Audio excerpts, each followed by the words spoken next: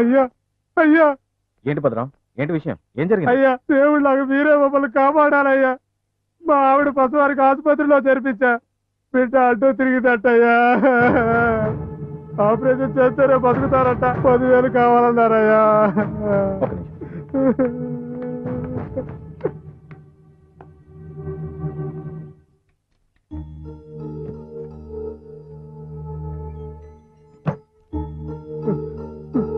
ఇదిగో భద్రం, పోయి డబ్బు కట్టు. ఆ దేవుడి వల్ల అంత మంచి జరుగుతుందిలే.